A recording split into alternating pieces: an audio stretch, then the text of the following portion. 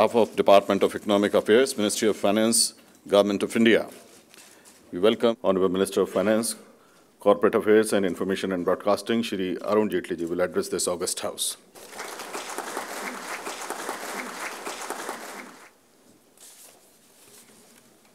Very distinguished officials of the Government of India, Reserve Bank, the Security Printing Press, and ladies and gentlemen, let me at the very outset compliment the officers for organizing this workshop/meeting today towards indigenization of the Indian currency. In the last 1 year, the Honorable Prime Minister has mentioned this on more than one occasion. Every time the officials of the Finance Ministry have met him, and at the function of the Reserve Bank in Mumbai a few weeks ago, he publicly also mentioned it. That it's about time that we started at least printing our own currency with our own ink and our own paper.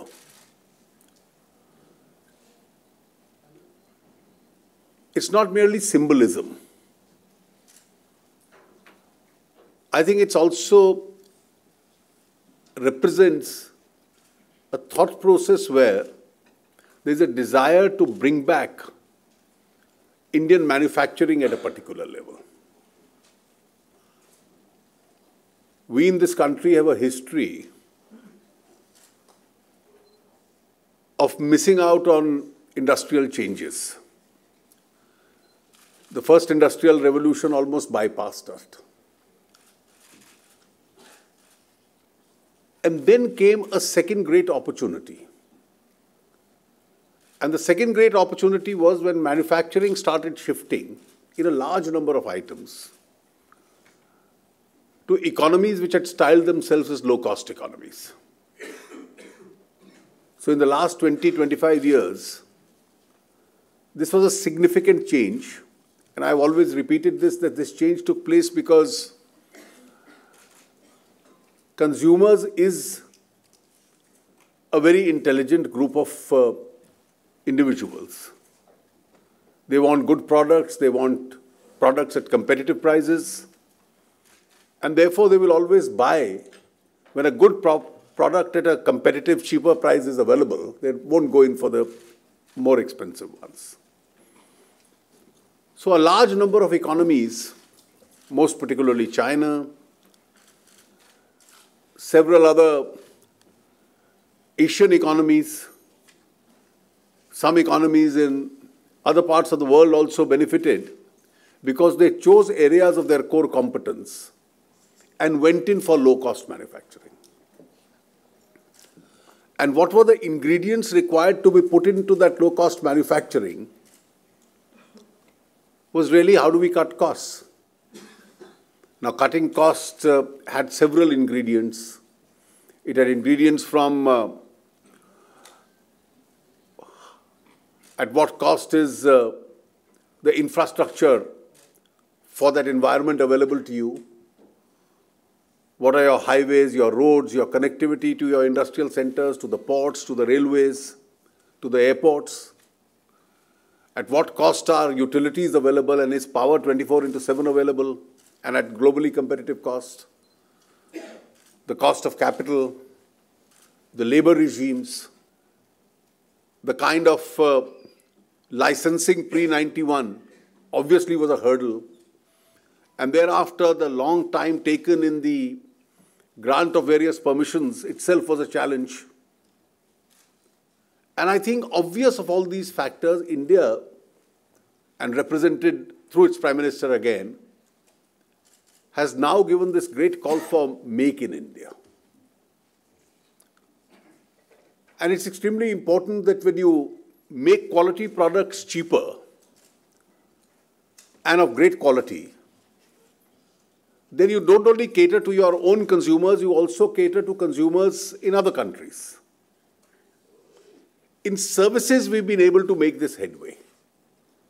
And there's a great challenge that we have to make this headway even in manufacturing. Now, if we look at the agricultural situation today,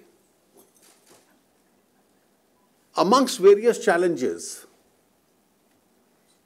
is the extent of underemployment there. And therefore, if the present status continues, the problems of the present nature will also continue. And that is why you need to somehow remove that extent of underemployment, and a large population has to be transferred from that sector into the manufacturing sector, as also other sectors.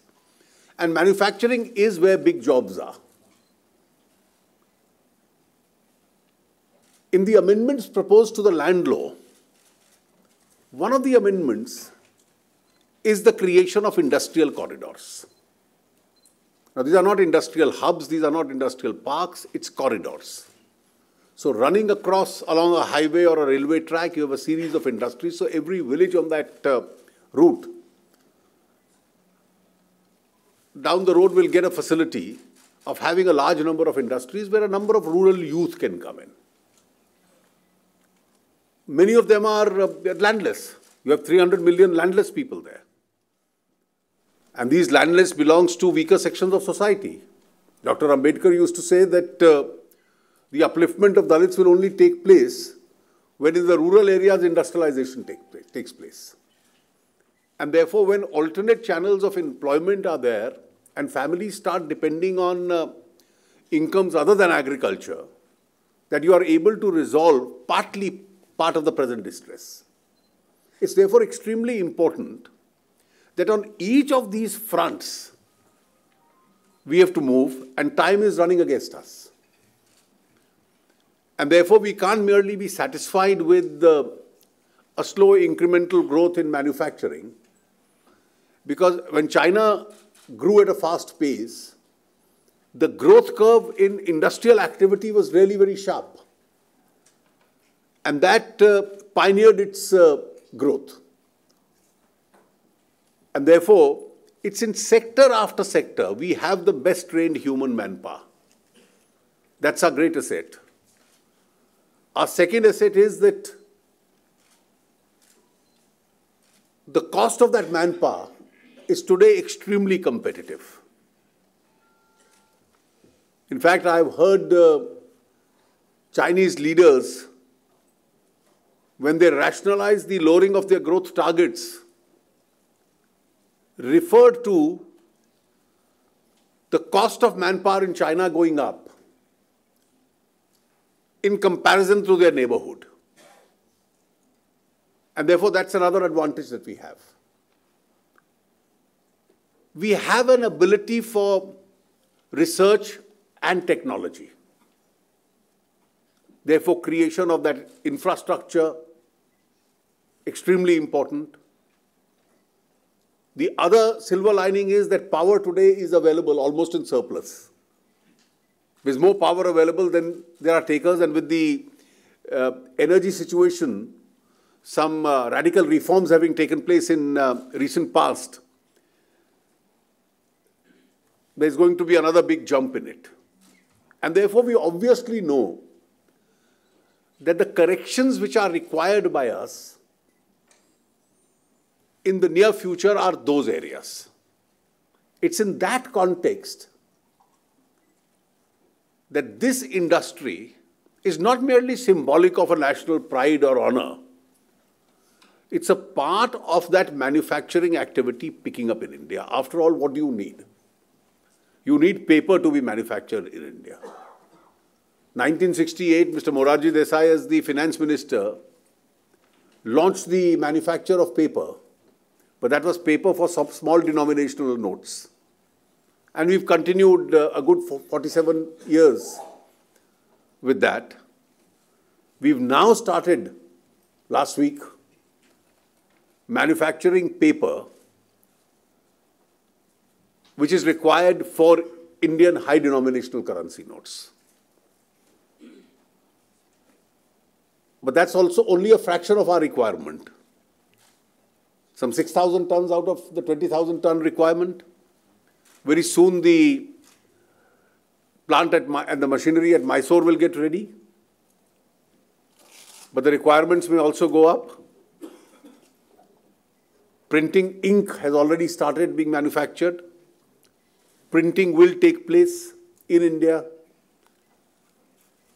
And there's also the need for inducting and specializing ourselves in all the security features required. You need transfer of technology for that.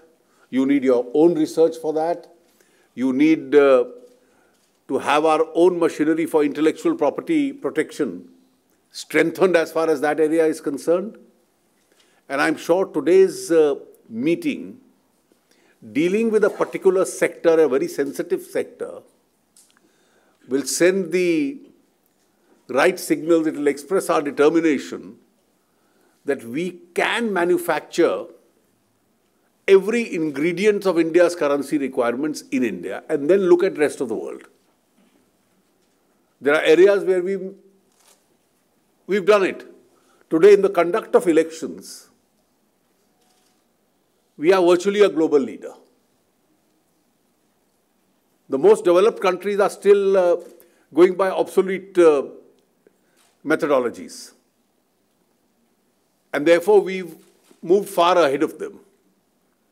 And therefore, let this be one area which is an area of future. And I'm sure when I say that the requirements will go up, I am proved wrong, because with the developed world having moved substantially to plastic currency and payment gateways, I think there is a need for India. And our determination is there to gradually take steps to move in that direction. And that will be probably a situation where your Mysore and Hoshangabad plants will then be able to manufacture sufficient and do away with the foreign content as far as the requirements are concerned. I wish your deliberations a great success today.